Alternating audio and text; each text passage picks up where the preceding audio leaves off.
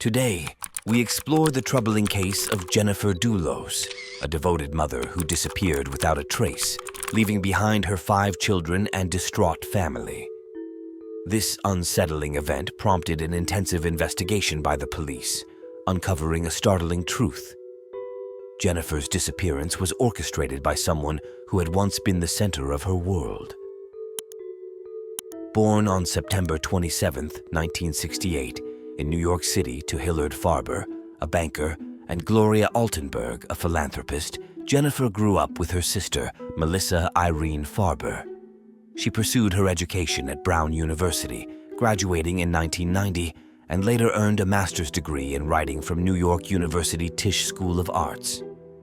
Jennifer's family had ties to the fashion industry, with her uncle, Arthur Altenberg, and his wife founding a notable fashion company, Liz Claiborne. In 2004, Jennifer married Fotis Dulos, her beloved partner, with whom she shared 5 children, 2 sets of twins and a daughter, all named after Greek saints. Despite their initial happiness, their marriage began to unravel in 2017. Fotis Dulos, born on August 6, 1967 in Turkey, and raised in Athens, Greece, immigrated to the United States in 1986. He attended Brown University, where he met his first wife, Hilary Vanessa Aldama. After their marriage ended in divorce in 2004, Fotis moved to Connecticut, where he met Jennifer. Despite marrying Jennifer in September 2000, just a month after his divorce, Fotis had been involved with her while still married to Vanessa. They settled in Farmington and had 5 children together. However, Jennifer's once loving relationship with Fotis turned into fear and uncertainty. She began to feel threatened by Fotis's behavior, prompting her to file for divorce in 2017 and fight for sole custody of their children. Jennifer detailed instances of Fotis's aggression and intimidation, citing one harrowing encounter in June 2017 when he verbally and physically assaulted her. Jennifer's fears were further compounded by Fotis's threats to harm both her and their children if she proceeded with the divorce. Despite Fotis's pleas for reconciliation, Jennifer pressed on with her quest for safety and stability for herself and her children. She was eventually granted full physical custody of her children, with Fotis allowed supervised visits and monitored communication. As the custody battle intensified, Jennifer and the children relocated to a rented house in New Canaan, seeking refuge from Fotis, who remained deeply hurt by Jennifer's actions. Despite his pleas for reconciliation, Jennifer remained resolute in her decision to protect herself and her children from further harm. However, despite Jennifer's accusations, Fotis vehemently denied the allegations and instead claimed that Jennifer was turning their children against him. He alleged that she called him a psychopath and told their children that he didn't care about them. Additionally, Fotis claimed that Jennifer boasted about prolonging their divorce proceedings for 2 years to have the mafia break his legs with a baseball bat. Furthermore, Fotis adamantly denied ever threatening to abduct their children, stating that he purchased a gun solely for home protection. However, Fotis' arguments were cast into doubt by subsequent events. Jennifer Dulos was last seen on May 24, 2019, at around 8:05 a.m. after dropping her children off at New Canaan County School. When she failed to attend her scheduled doctor's appointments in New York City, her concerned friends alerted the police to her disappearance. Noticing the absence of Jennifer's Range Rover, which she had planned to use for her appointments, her live-in nanny, Lauren Almeida, became worried upon arriving at Jennifer's New Canaan apartment. She delayed contacting the police until 7 p.m., by which time it was clear that Jennifer's absence was unusual, as she never returned home late without prior notice. The subsequent police investigation yielded distressing findings. Blood splatters and traces were discovered in Jennifer's garage, with a mixture of her and Fotis's blood. Further scrutiny revealed that Fotis had been at Jennifer's apartment on the day she vanished, arriving on a bicycle to evade detection.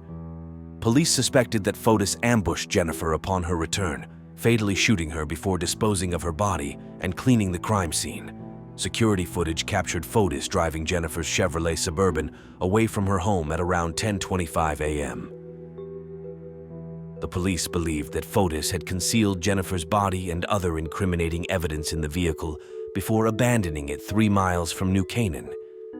Later that day, Fotis and his girlfriend, Michelle Troconis, were caught on camera disposing of garbage in various locations, including Alfred Avenue, Hartford. Upon inspecting the trash bins, the police discovered cleaning supplies, blood-stained clothing fragments, and used gloves. DNA analysis confirmed that the blood belonged to Jennifer, with Fotis's DNA found on one of the gloves and a trash bin. While Fotis's involvement in Jennifer's murder was shocking, the revelation of Michelle's complicity in the crime was even more unexpected. Despite her background as a mother, horse rider, and former ESPN reporter, her participation in the murder scheme came as a profound shock to many. The police suspected Fotis Dulos of involvement in cleaning up Jennifer Dulos's body. Further investigation revealed surveillance footage implicating Michelle Troconis in a compromising situation, shedding light on Fotis Dulos's method of carrying out the crime. Fotis had meticulously planned his actions, and the police believed he had not acted alone. On May 24, 2019, Fotis drove a Tacoma truck belonging to his employee to New Canaan, Connecticut, without permission. Surveillance footage captured the truck speeding towards Waverly Park in New Canaan, where Jennifer's Chevrolet Suburban would later be discovered. A bicycle tire found in the truck's boot supported the police's theory that Fotis had cycled the 3 miles from Waverly Park to Jennifer's apartment. The police suspected Fotis had ambushed Jennifer in the garage upon her return home and then cleaned up the scene before bundling her body into her Chevrolet Suburban and driving to Waverly Park. Despite Fotis's efforts to cover his tracks, 2 significant pieces of evidence were left behind in the New Canaan house: his DNA on the doorknob and a mixture of his and Jennifer's blood on the kitchen faucet. The police became even more certain of Fotis Dulos's guilt when, 5 days after Jennifer's disappearance, he again took the Tacoma truck without permission.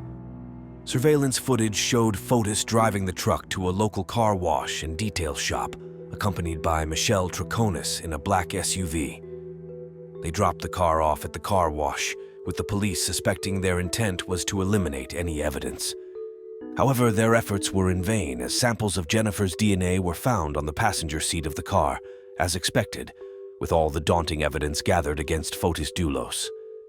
He became the major suspect in Jennifer Dulos' disappearance on June 7, 2020, when he was arrested and charged with capital murder, and kidnapping.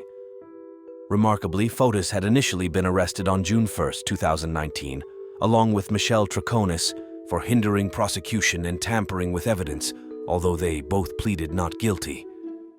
Despite being released, Fotis faced further charges in September 2019 for tampering with evidence and hindering justice.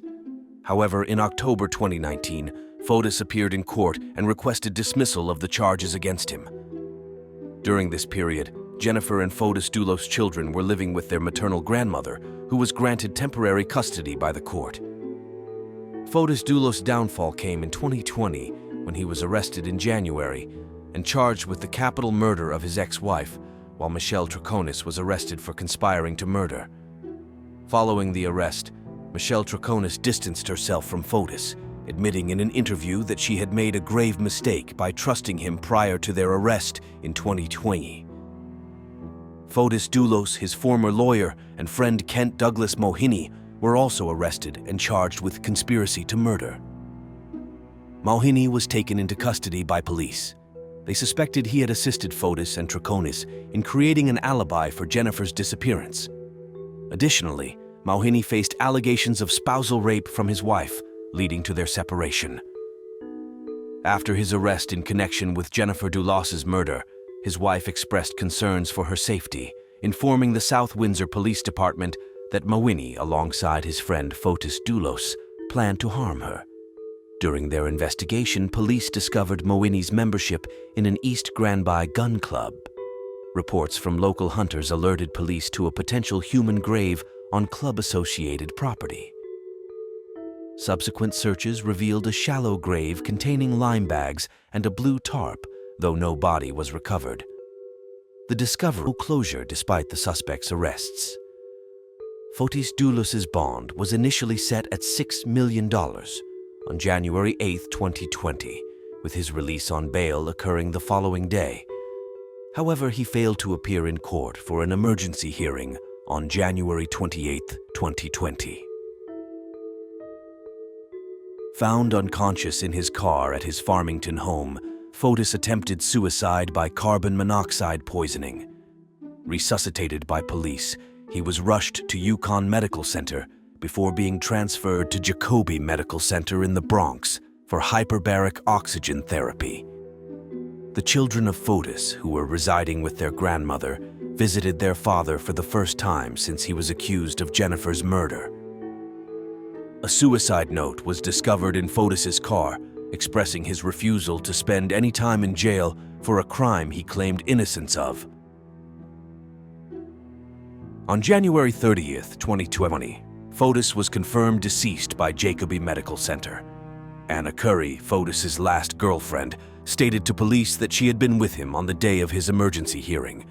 She recounted their plan to drive to court together, but Fotis insisted they go separately. Curry became alarmed when Fotis' attorney called her, indicating that Fotis was supposedly at home according to his GPS tracker. She suspected foul play and urged the attorney to call 911. Following Fotis Dulos' death, the murder charges against him were dropped. On March 3, 2020, a judge approved a Noel prosecutor's request, acknowledging Fotis' demise. However, this allows prosecutors a year to potentially refile the case. During the hearing, Fotis' attorney, Norm Pattis, argued that Fotis had been framed, suggesting evidence was planted near Fotis' residence. Despite requests to substitute Fotis Dulos' estate as the defendant, this hasn't been considered due to Michelle Troconis being on house arrest, facing accusations of involvement in Jennifer Dulos' murder. However, due to the COVID pandemic, significant progress on Troconis' case has been stalled. Troconis and Mauhini both maintained their innocence during court appearances, scheduled on August 6, 2020 and June 2, 2020, respectively. Troconis, in an interview, addressed the public's judgment, admitting that misjudgment is possible but asserting her lack of capability to judge Fotis' guilt. Jennifer Dulos remains missing, despite extensive police searches in various locations, including Waverly Park and New York City. Thanks for watching. If you're fascinated by the darker side of human nature and intrigued by the mysteries surrounding crime and murder, you're in the right place. Don't forget to subscribe and hit the notification bell to stay updated on the latest chilling cases and gripping investigations. Remember, the truth is often stranger than fiction, and there's always more to uncover. Stay curious, stay safe, and I'll see you in the next video.